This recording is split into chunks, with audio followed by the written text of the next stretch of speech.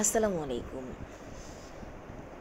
ছোট্ট বাচ্চারা তো অনেক কিছুতেই ভয় পায়, তাই না? বাচ্চা যে অনেক কিছু ফেস করতে তারা যে এখনও শেখেনি, এই কারণে তাদের ভয়ের বিভিন্ন বিষয় থাকে। কিন্তু ভয় কি শুধু ছোট বাচ্চারাই পায়? বড়রা কি ভয় পায় না?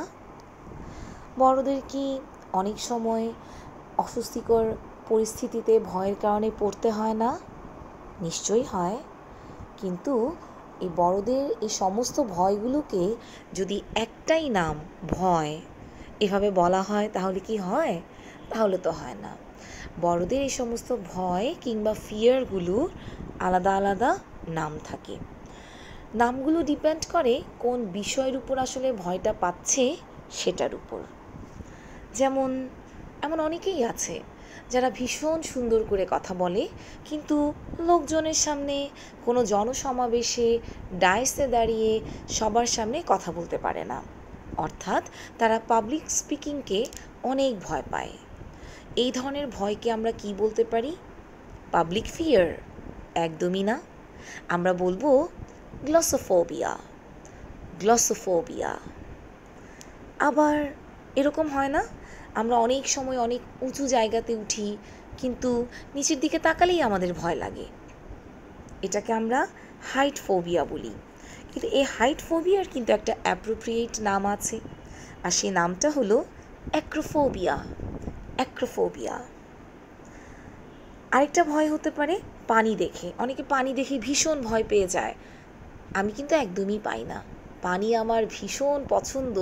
সমুদ্র, নদী, পুকুর এই সমস্ত পানি কেমন যেন আনন্দের এক ধরনের সৃষ্টি হয় আমার মনে। খুব ভাল লাগে এইরকম পানির কোনো সমুদ্র, নদী কিংবা পুকুরের কাছাকাছি গেলে খুব ভাল লাগে, মনটা ভালো হয়ে যায়। কিন্তু যদি ভয় পেতাম তাহলে এটাকে কি বলতে হতো জানো? হাইড্রোফোবিয়া।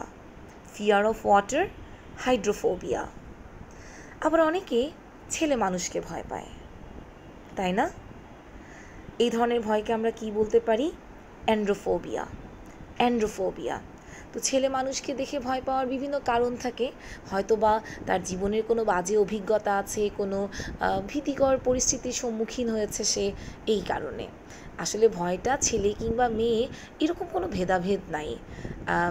যে মানুষটাকে দেখে ভয় পাচ্ছে আসলে ওই মানুষটাকে দেখেই ভয় পাচ্ছে, কিন্তু ওই মানুষটা ছেলে হওয়ার কারণে হয়তো বা তার সাথে কোনো একটা বাজে অভিজ্ঞতা, কোনো তিক্ততা কিংবা কোনো কথার নড়চড়, কোনো প্রমিস ভাঙা এরকম হয়তো বা হয়েছে, এই কারণে তার এখন সমস্ত ছেলেকে দেখেই ভয় হচ্ছে।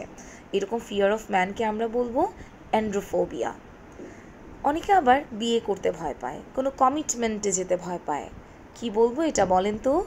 গ্যামোফোবিয়া। প্রত্যেকটা বানান ক্যাপশনে লেখা থাকবে, চিন্তার কোনো কারণ নাই। এই কিউট বাবুটাকে মাশাল্লাহ বলতে ভুলবেন না কিন্তু। আসসালামু আলাইকুম।